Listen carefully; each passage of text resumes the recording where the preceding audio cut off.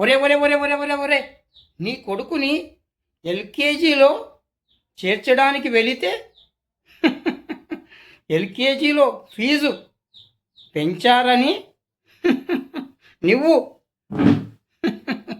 రాష్ట్ర ముఖ్యమంత్రితో చెప్తావా? దేశ ప్రధానమంత్రితో చెప్తావా?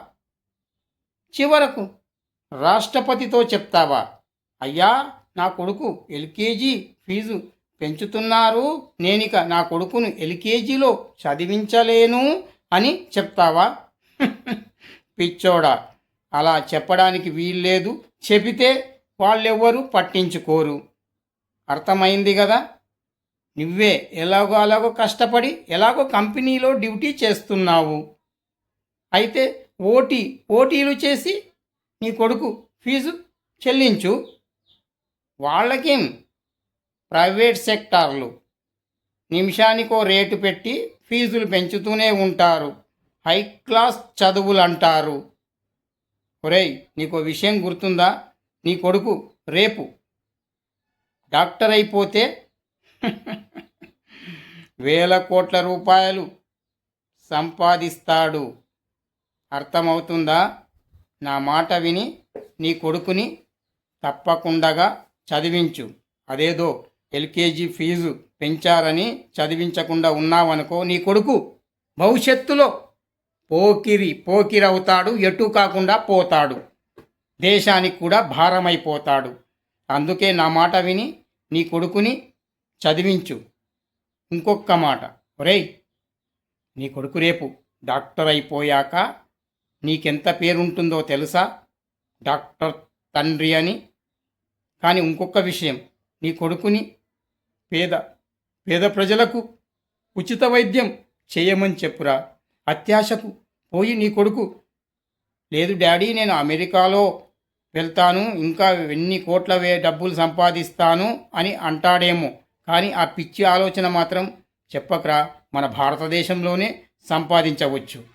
కానీ పేదవాళ్ళకు మాత్రం ఉచితంగా వైద్యం చేయమని చెప్పరా. ఇదొక్కటే నేను నిన్ను కోరేది. అర్థమయ్యిందా? నీ కొడుకుని చదివించు, తప్పు లేదు. వాడు డాక్టర్ అవ్వచ్చు. వాని అదృష్టం ఎలా ఉందో నీకేం తెలుసు.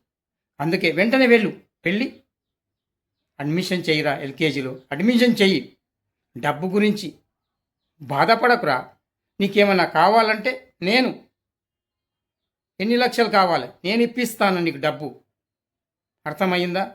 వెళ్ళి ముందు నీ కొడుకుని ఎల్కేజీలో జాయిన్ చెయ్యి. నన్ను నమ్ము, నీ కొడుకు తప్పకుండా డాక్టర్ అవుతాడు, అయ్యి తీరుతాడు. ప్రతిభ ఉంటే గుర్తించాలి. అలాంటి పిల్లల్ని ప్రోత్సహించాలి. నువ్వు వెళ్ళు ముందు. ఒరే ఒరే ఒరే ఒరే ఒరే ఒరే నీ కొడుకుని ఎల్కేజీలో చేర్చడానికి వెళితే ఎల్కేజీలో ఫీజు పెంచారని నువ్వు రాష్ట్ర ముఖ్యమంత్రితో చెప్తావా? దేశ ప్రధానమంత్రితో చెప్తావా? చివరకు రాష్ట్రపతితో చెప్తావా? అయ్యా, నా కొడుకు ఎల్కేజీ ఫీజు పెంచుతున్నారు, నేనిక నా కొడుకును ఎల్కేజీలో చదివించలేను అని చెప్తావా? పిచ్చోడా, అలా చెప్పడానికి వీల్లేదు. చెబితే వాళ్ళెవ్వరూ పట్టించుకోరు. అర్థమైంది కదా? నువ్వే అలాగో కష్టపడి ఎలాగో కంపెనీలో డ్యూటీ చేస్తున్నావు.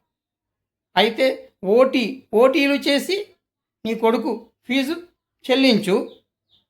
వాళ్ళకేం ప్రైవేట్ సెక్టార్లు నిమిషానికో రేటు పెట్టి ఫీజులు పెంచుతూనే ఉంటారు. హై క్లాస్ చదువులు అంటారు. ఒరేయ్, నీకో విషయం గుర్తుందా? నీ కొడుకు రేపు డాక్టర్ అయిపోతే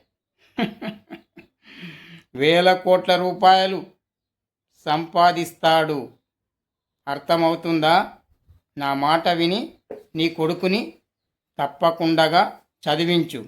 అదేదో ఎల్కేజీ ఫీజు పెంచారని చదివించకుండా ఉన్నావనుకో, నీ కొడుకు భవిష్యత్తులో పోకిరవుతాడు, ఎటు కాకుండా పోతాడు, దేశానికి కూడా భారమైపోతాడు. అందుకే నా మాట విని నీ కొడుకుని చదివించు. ఇంకొక మాట, ఒరేయ్, నీ కొడుకు రేపు డాక్టర్ అయిపోయాక నీకెంత పేరుంటుందో తెలుసా? డాక్టర్ తండ్రి అని. కానీ ఇంకొక విషయం, నీ కొడుకుని పేద పేద ప్రజలకు ఉచిత వైద్యం చేయమని చెప్పురా. అత్యాశకు పోయి నీ కొడుకు, లేదు డాడీ నేను అమెరికాలో వెళ్తాను, ఇంకా ఎన్ని కోట్ల డబ్బులు సంపాదిస్తాను అని అంటాడేమో. కానీ ఆ పిచ్చి ఆలోచన మాత్రం చెప్పకరా. మన భారతదేశంలోనే సంపాదించవచ్చు.